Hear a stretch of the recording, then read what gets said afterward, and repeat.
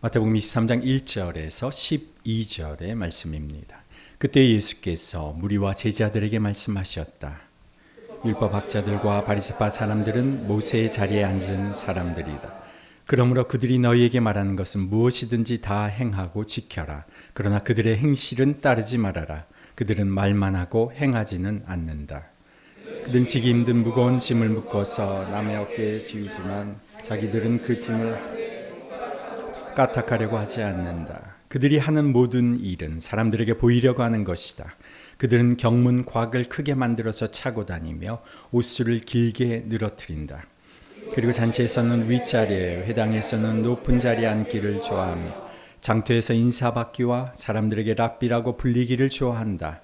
그러나 너희는 랍비라는 호칭을 듣지 말아라. 너희 선생은 한 번뿐이요 너희는 모두 형제 자매들이다. 또 너희는 땅에서 아무도 너희의 아버지라고 부르지 말아라. 너희 아버지는 하늘에 계신 분 한 분뿐이시다. 또 너희는 지도자라는 호칭을 듣지 말아라. 너희 지도자는 그리스도 한 분뿐이시다. 너희 가운데서 으뜸 가는 사람은 너희를 섬기는 사람이 되어야 한다. 자기를 높이는 사람은 낮아지고 자기를 낮추는 사람은 높아질 것이다. 아멘. 예수님이 늘 가까이 하신 사람들은 가난한 사람들, 소외된 사람들, 병든 사람들이었습니다. 주류에 들지 못하던 사람들이 늘 그분 곁에, 예수님 곁에 따라다녔죠. 예수님이 그들과 함께 먹고 마시고 그들을 위로하시고 그들을 치료하시고 그들에게 하나님의 말씀을 가르쳐 주셨습니다. 그리고 그 말씀을 가르쳐 주셨을 뿐만이 아니라 실제로 그 하나님 나라의 말씀의 실제를 치유와 기적으로 증명해 보여주셨습니다. 그 당시에 가장 밑바닥의 삶을 살아가던 그들을 위로하고 권면하시고 그들을 불쌍히 여기시고 그리고 치근히 여기셨죠. 늘 그들과 동병상련의 마음을 가지신 인자하신 예수님. 그분은 그들의 친구가 되어 주셨습니다. 이렇게 자비롭고 인자하신 예수님의 모습을 우리가 자주 성경에서 만나게 되지만 예수님은 이스라엘의 종교 지도자들에 대해서는 유독 엄격하셨습니다. 이스라엘의 종교 지도자들은 제사장을 중심으로 하는 사두개파와 그리고 율법의 전문가들인 서기관들 그리고 가장 큰 세력을 형성하고 있던 사두개인들 이 세 개의 부류가 주요 이스라엘의 종교 지도자들 그룹입니다. 이들은 유대인들의 그 종교 지도자일 뿐만이 아니라 오늘날 국회와도 같은 역할을 하는 산헤드린 공의회의 회원들이기도 했습니다. 그러니까 그들은 종교 지도자들이면서 동시에 이스라엘의 실제적 정치 지도자이기도 했습니다. 죄인들의 친구라고 불리셨던 이 예수님이 이 이스라엘의 지도자들에게는 독서를 내뿜으셨어요. 오늘 본문 마태복음 23장에서도 보면 앞에 우리가 읽은 부분인 1절에서 12절까지는 예수님께서 무리들과 제자들에게 하시는 말씀인 반면에 13절에서부터 마지막 절까지는 예수님이 직접 대놓고 율법학자들 그리고 바리새인들에게 들으라고 말씀을 하셨어요. 이들을 뭐라고 호칭하시느냐를 보면 무섭습니다. 13절에 보시면 율법학자들과 바리새파 사람들아 위선자들아 이렇게 말씀하세요. 15절에도 다시 한번 반복합니다. 얼굴을 지금 사람들이 이렇게 보고 있는데 율법학자들과 바리새파 사람들을 대놓고 부르시는 거예요. 율법학자와 바리새파 사람들 이 위선자들아. 13절 이하에서 마지막 절 그 짧은 그 구절 안에서 6번이나 반복해서 예수님께서 이 사람들을 위선자라고 대놓고 부르십니다. 위선자라는 말은 가면을 쓰고 있는 사람이란 뜻이죠. 가면을 쓰고 연기를 하고 있다는 거예요. 그리고 5번이나 반복해서 눈먼 인도자들아, 어리석고 눈먼 자들아, 눈먼 바리새파 사람들아, 그들이 이렇게 부르십니다. 이렇게 독설을 퍼붓는 예수님이 이렇게 말하는 대상이 누굽니까? 바로 이스라엘의 지도자들입니다. 가난하고 헐벗고 아프고 병든 그 소외된 자를 대하시는 예수님의 모습과 너무나 대조되는 지도자들에게는 무척 엄중하십니다. 이들에게 예수님이 구체적으로 몇 가지를 지적하시죠. 오늘 말씀 1절에서 4절, 이 종교 지도자들, 이스라엘의 지도자들, 리더에 대한 몇 가지 지적을 말씀하십니다. 1절에서 4절 말씀을 다시 한번 읽어봅니다. 그때 예수께서 무리와 제자들에게 말씀하셨다. 율법학자들과 바리새파 사람들은 모세의 자리에 앉은 사람들이다. 그러므로 그들이 너희에게 말하는 것은 무엇이든지 다 행하고 지켜라. 그러나 그들의 행실은 따르지 말아라. 그들은 말만 하고 행하지는 않는다. 첫 번째 지적은요, 그들 말만 한다는 거예요. 2절에 보면 그들이 모세의 자리에 앉은 사람들이다. 이 모세의 자리라고 하는 것은 유대인 회당에 가면 율법을 가르치는 사람이 앉는 자리가 있습니다. 그 자리를 모세의 자리라고 합니다. 모세가 율법을 가리켰던 것을 가리켜서 거기에 앉는 사람이 율법을 가리키는 의자를 모세의 자리라고 불러요. 그 자리가 석재 의자입니다. 지금으로 말하면 설교 강당과 같은 회당 안에 그런 자리가 있었어요. 그 자리에 앉아서 율법의 내용을 설명하면서 사람들에게 이렇게 해야 되고 이렇게 살아가야 한다고 가리키기는 하는데 정작 본인은 하나도 그대로 살아가지 않는 사람들, 자기는 실천하지 않는 사람들, 이게 첫 번째 지적입니다. 두 번째 지적은 5절이죠. 5절 함께 있습니다. 그들이 하는 모든 일은 사람들에게 보이려고 하는 것이다. 그들은 경문곽을 크게 만들어서 차고 다니고 옷줄을 길게 늘어뜨린다. 두 번째 지적은요, 그들은 사람들에게 보이려고 일한다는 거예요. 인기에 영합한다는 것입니다. 그러면 사람들이 원치 않는 일, 사람들이 보지 않는 일은 하지 않는다는 거예요. 이마에다 뭐를 지금 달고 다닌다고 했습니까? 그들은 경문곽을 차고 다닌다고 했는데 이스라엘 성지 순례를 가보면 이스라엘 기념품 파는 곳에 이 경문곽을 팝니다. 요만합니다. 요만한 네모난데 요만하죠. 요만합니다. 요만한 거 요 손목에다가 이렇게 거기에 안에 말씀 구절을 신명기 말씀 구절을 적어놓고 그 똘똘똘 말아서 집어넣고 이렇게 손목에 차고 다니는지 이마에 이렇게 차고 다닙니다. 그것은 나는 이렇게 말씀을 중요하게 여기고 이 말씀을 지키면서 살아가는 사람이다라고 하는 것을 사람들에게 보여주는 거예요.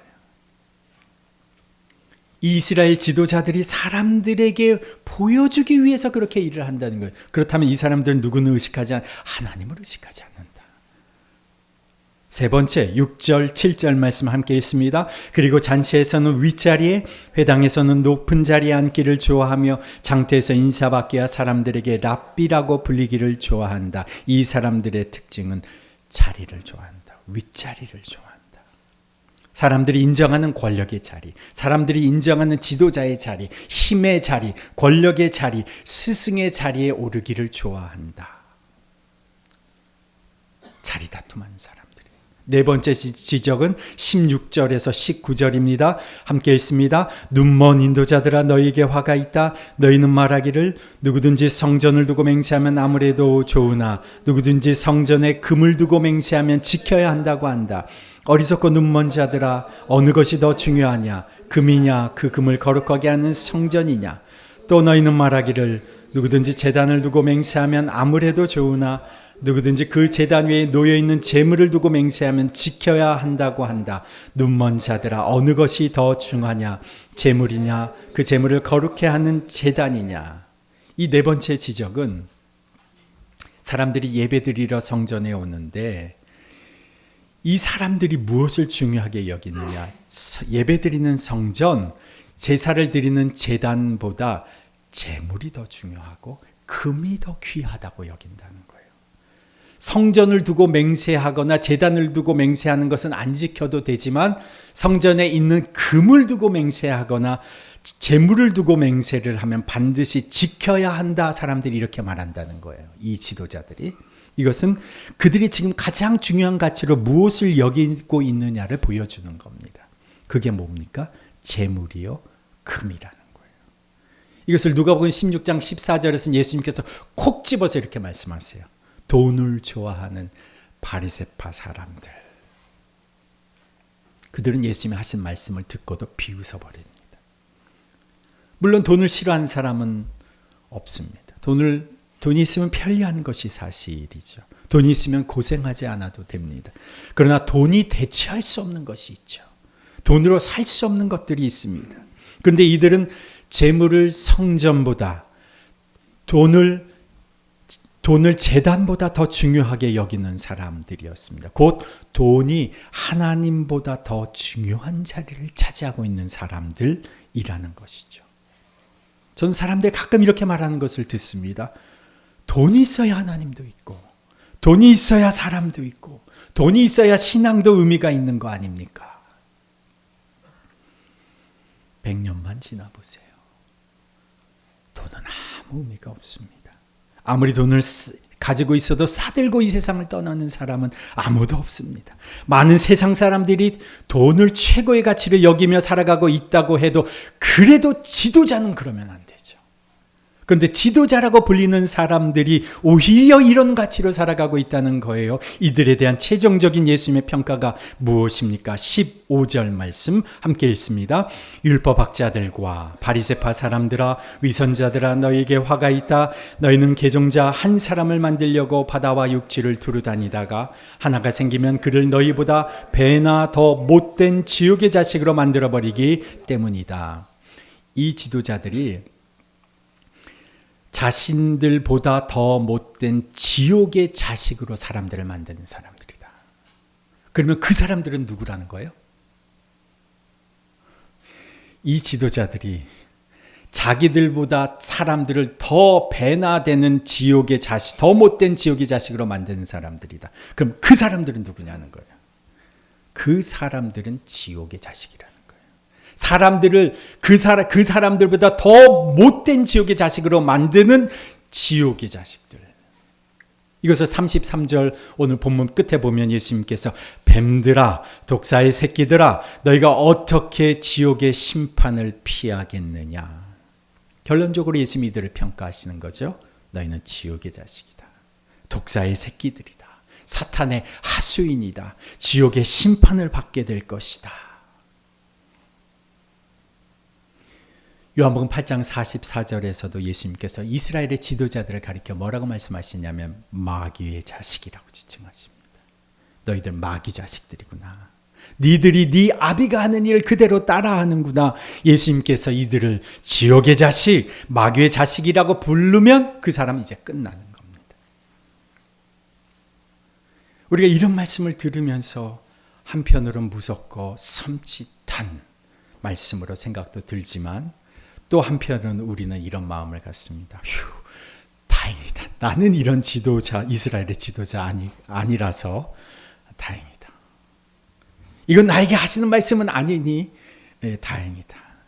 이런 꾸지람을 예수님께 듣는다면 정말 끔찍할 텐데 그래도 나한테 하시는 건 아니니 그래도 다행이다. 그러면서 누구를 생각합니까? 누구에게 시선이 갑니까? 슬며시 리더의 얼굴이 떠오르는 겁니다. 슬며시 한 사람에게 집중되죠. 다 저를 쳐다보고 계시는군요. 이 예수님의 말씀을 듣고 정말 진지하게 생각해야 보아야 할 사람은 앞에 선 저인 것이 분명합니다. 그 여러분은 아닌 것 같죠. 이것은 리더들에게 주시는 예수님의 이 지적이 과거의 이스라엘의 지도자들에게만 주시는 것이 아니라 오늘 정말 오늘의 리더들에게 지도자들에게 하시는 말씀이라고 믿기 때문에 저는 정말 이 말씀이 두렵고 떨립니다. 뉴스에 가끔씩 소개되는 뉴스들이 있죠. 목회자들의 부도덕, 부조리 그런 뉴스를 들을 때마다 예수님께서 말씀을 하신 그것이 과거의 이스라엘의 지도자들에게 하신 말씀이 아니라 오늘 이 시대의 리더들에게 하신 말씀이구나 라는 생각이 듭니다. 또 천국 간증을 들어보면 천국에 관련된 간증의 책들을 보면 지옥에 우리가 다 알만한 목회자들이 거기에 들어가 있다는 사실을 발견하면서 이 말씀이 바로 오늘 이 시대의 지도자들에게 주시는 경종의 말씀임을 알게 됩니다. 그런데 이 예수님의 말씀이 저와 같은 목회자, 지도자라는 직함이나 타이틀을 갖고 있는 사람에게만 주시는 말씀일까요? 나에게는 해당되지 않는 말씀일까요? 제가 우리 교회 식구들을 한번 생각해 보았습니다. 나는 교회나 혹은 직장이나 사업장에서 리더의 자리에 있지는 않을지 몰라도 남편인 나는, 아버지인 나는 가정의 리더입니다. 엄마는 자녀들의 리더입니다. 결혼하지 않는 청년들은 그럼 리더가 아닐까요? 우리 청년들은 다 지금 주일학교 선생님들입니다. 내가 과외하는 학생들의 선생입니다. 우리 중고등부 교회학교 아이들은 그럼 이 아이들은 리더가 아니겠네요? 같은 그룹에서도 보면, 교회학교 안에서도 보면 고학년 어린이가 저학년 아이들, 유치원 아이들의 리더입니다. 우리 교회 안에도 소그룹의 리더가 있습니다. 봉사팀의 리더인 팀장이 있습니다. 이 모든 것들 아무것도 타이틀을 가지고 있지 않아도 어떤 분은 카톡방의 방장 리더이기도 합니다. 어떤 분은 10개, 20개 카톡방의 리더인 분도 계실 수 있겠습니다. 내게 어떤 역할, 직분, 타이틀이 주어지지 않았어도, 혹은 그런 타이틀을 오래전에 이미 떼어놓고 은퇴하였어도 나는 여전히 우리 집의 리더일 수 있고 자녀들의 리더인 겁니다. 내가 살아가는 나의 인생은 경험이 생소한 이들에게는 앞을 바라보게 되는, 보이게 되는, 앞에서 걸어가는 한 사람의 리더로 보이는 겁니다. 예수님이 여기에서 하시는 이 꾸지람은 그래 그 사람들이 들어야 하는 말씀이지, 그래 저 사람이 들어야 하는 말씀이지가 아니라 가만히 생각해 보면 나에게 하시는 말씀이라는 거죠. 내가 지금 당장 사람들이 보기에 리더로 보이지 않을 그런 위치에 있다고 하더라도 내가 결국 성장하고 나이 들어가면서 나는 누군가의 리더로서의 역할을 감당하게 되는 위치에 이르게 될 사람이라는 겁니다.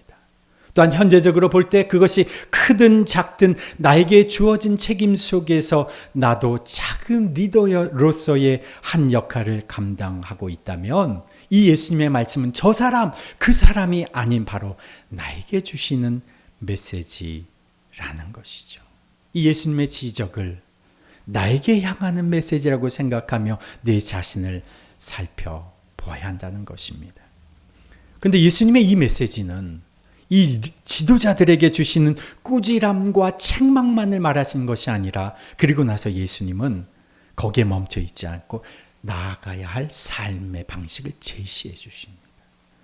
어떻게 살아가야 할지를 제시해 주시죠. 8절 말씀 우리 함께 봉독합니다. 그러나 너희는 랍비라는 호칭을 듣지 말아라. 너희의 선생은 한 분뿐이요 너희는 모두 형제 자매들이다. 예수님께서 우리에게 제시해 주시는 우리가 살아가야 할 삶의 방식은 모두 형제 자매로 살라는 것입니다. 제일 좋은 것은 형제 자매로 사는 거예요. 리더라고 지도자라고 한 사람이 너무 완벽해지려고 할 필요가 없다는 것입니다. 우리는 우리의 부족함과 연약함이 있어도 서로 용납하고 용납하는 그런 관계로 살아가라는 것이죠. 여러분이 보기에 제가 어떻게 보이는지는 모르겠지만 저나 여러분이나 하나님이 보시기에는 다 그 나물의 그 반찬입니다. 하나님이 보시기에는 다 똑같은 인생들이라는 거죠. 시편 133편 1절에 보라 형제가 연합하여 동거함이 어찌 그리 선하고 아름다운고, 함께 형제 자매로 살아가는 것이 그리스도인의 삶의 방식이라는 겁니다. 제가 새가족들이 오시면 그분들을 신방하면서 가끔씩 이런 말씀을 드립니다. 이제 주님 안에서 함께 살아가십시다. 우리는 주님 안에서 형제 자매로 함께 살아가는 존재라는 거예요. 누군가 대단한 위치에서 사람들을 가르치고 이끌어가야 하는 그런 관계들이 아니라 서로 주님 안에서 앞서거니 뒤서거니 서로 손잡고 함께 살아가는 존재. 이것이 우리가 살아가는 방식이라는 겁니다. 형제 자매로 살아가는 삶을 제시해 주시면서 또 한 가지를 제시해 주시죠. 11절 12절 말씀 함께 봉독합니다. 너희 가운데서 으뜸가는 사람은 너희를 섬기는 사람이 되어야 한다. 자기를 높이는 사람은 낮아지고 자기를 낮추는 사람은 높아질 것이다. 형제 자매로 살아가되 서로 섬기며 살아가라. 서로 섬기며 살아가라. 이 섬기는 일은 우리가 식당에 가보면, 우리가 잘 이렇게 차려진 식당에 가보면 누군가 와서 딱 앉아있으면 뭘 해줍니까? 물을 컵에다 따라줍니다. 좋은 식당에 가면 앉아있으면 와서 스프를 제공해 줍니다. 손수건도 제공을 해줍니다. 반찬도 가져다 주죠. 고기도 구워줍니다. 좋은 식당에 가면. 그리고 잘라서 앞접시에 놓아주죠. 그러면 우리는 어떤 느낌을 받습니까? 내가 되게 귀한 사람이구나. 나는 존귀한 사람이구나 라고 느껴지죠. 물론 세상 사람들은 그것을 돈을 받고 하는 거지만 섬김은 이렇게 남을 높여주는 겁니다. 존귀하게 여겨주는 겁니다. 너희가 형제 자매로 살아가되 서로 이렇게 남을 높여줘라. 남을 섬겨줘라. 그런데 놀라운 것은 하나님이 이렇게 남을 높여주는 자를 어떻게 해주신다고요? 높여주신다는 거예요. 12절 후반절에 보시면 자기를 높이는 사람은 낮아지고 자기를 낮추는 사람은 높아질 것이다. 남을 세워주고 남을 높여주는 사람을 하나님은 그 사람을 높여주신다는 거예요. 서로 형제자매로 살고 서로 남을 높여주면서 살아라. 이것이 지도자들 앞에서 제자들과 무리들 앞에서 예수님이 제시해 주시는 삶의 방식입니다. 그럼 우리가 이런 질문이 들죠. 그렇다면 리더는 누구냐? 리더는 누구냐?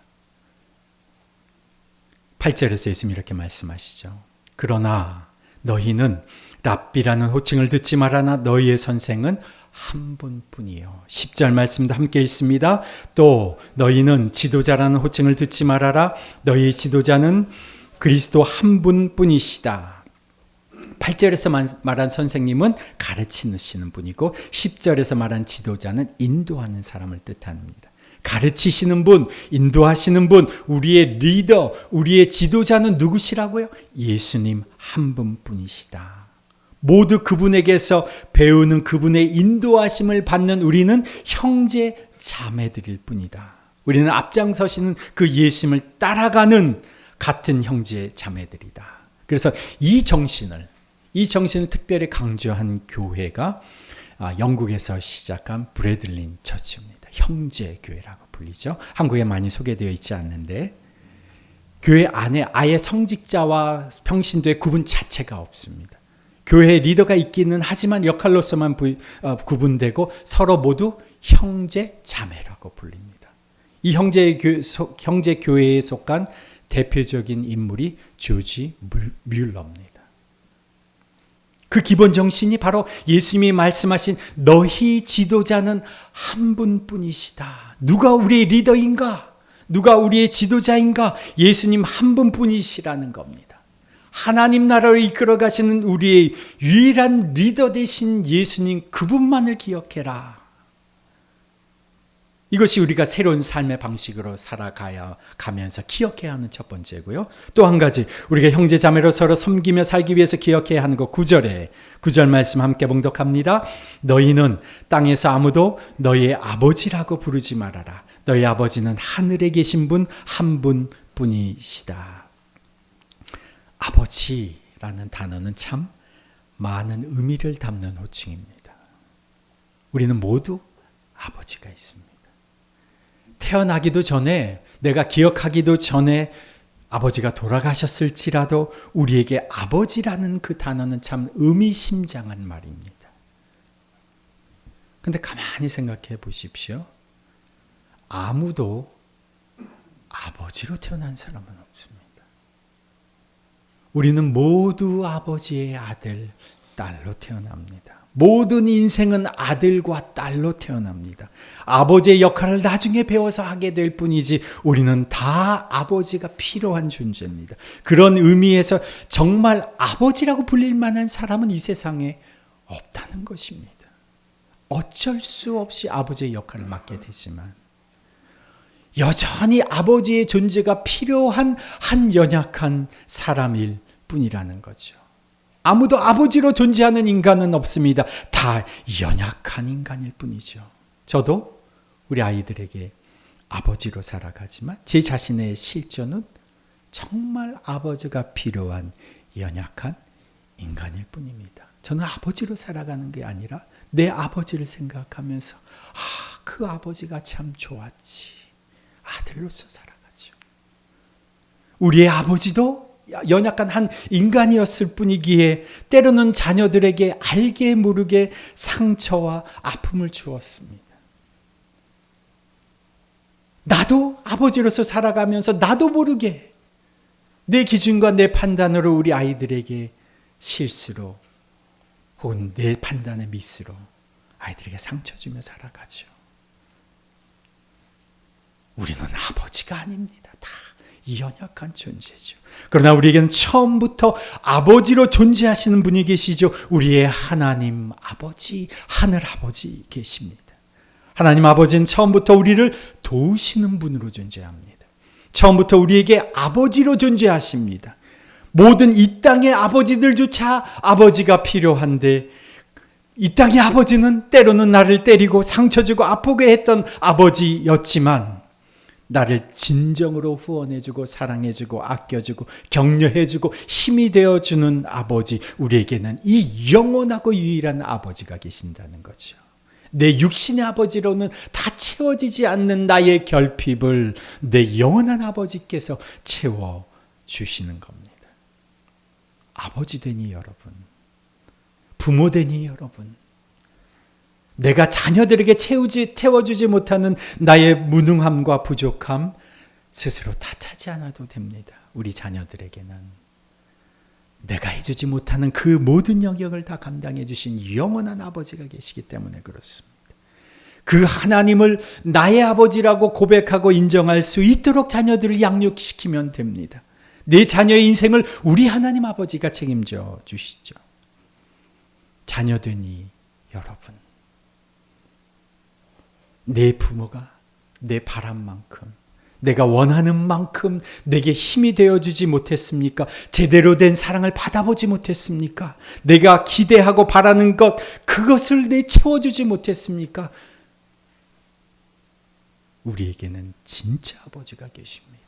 내 인생을 서포트해 주시는 분이 계십니다. 나를 배척하거나 외면하지 않고 나를 품어주시는 유일한 아버지가 계십니다. 그 아버지의 품이 있습니다. 그 아버지의 사랑, 그 영원하신 사랑이 우리에게 있습니다. 육신의 아버지는 비록 내 마음 다 채워주지 못했을지라도, 내 육신의 아버지는 이제 더 이상 나와 함께 해주지 못하실지라도 하나님 아버지는 나와 함께 해주십니다. 하나님 아버지는 나를 끝까지 서포트해 주십니다. 나를 응원해 주십니다. 이것이 우리가 믿는 하나님 아버지시죠. 그렇다고 우리가 육신의 아버지, 우리의 선생님, 우리의 지도자를 무시해도 된다는 말씀은 아닙니다. 우리 모두는 다 이 유일하고 영원하신 아버지가 필요한 존재라. 우리 모두는 진정한 리더이신 이 예수님이 필요한 존재라는 것을 우리가 기억하며 살아가야 한다는 것입니다. 하나님, 우리 영원한 아버지께서 우리에게 리더가 되신 예수님을 보내주셨습니다. 그 예수님께서 우리의 유일한 지도자 되시며 선생님이신 그 예수님께서 십자가에서 나를 위해서 죽기까지 섬겨주셨습니다.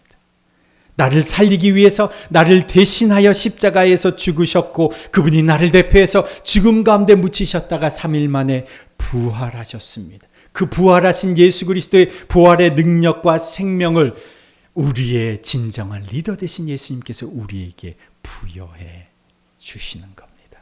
이 예수님을 나의 유일한 지도자로, 이 하나님을 나의 유일한 아버지로 믿고 고백하며 살아가는 사람은 영원 속에서 살아가는 것입니다. 잠시 우리가 이 세상 속에서 환난과 어려움을 겪게 될지라도 거기에 함몰되지 않고 리더 되신 예수님의 지도에 인도하심에 따라, 하나님 아버지의 그 후원과 공급하심에 따라 영원한 하나님 나라에 속한 삶을 우리가 살아가게 되는 것입니다. 그리고 이 세상 속에서, 그리고 우리가 살아가는 이 세상 속에서 주님이 가르쳐 주시는 삶, 주님이 보여주시는 삶을 살아가는 겁니다. 그것이 어떤 삶입니까? 형제 자매로 살아가는 삶, 그리고 섬기는 삶입니다.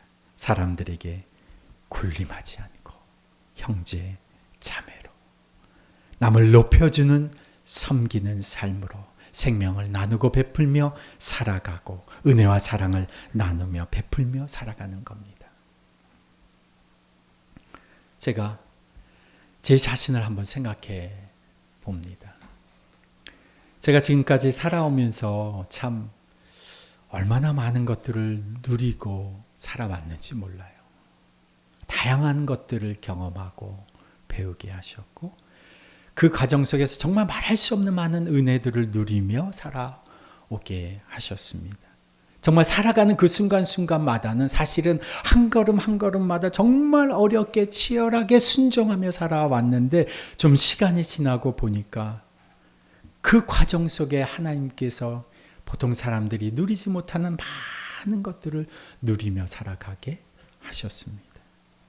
그리고 그러는 과정 속에 복음을 이해하게 되고 예수님을 정말 사랑하고 그분을 따르는 존재로 살아가야 되겠다는 결심을 하게 되죠.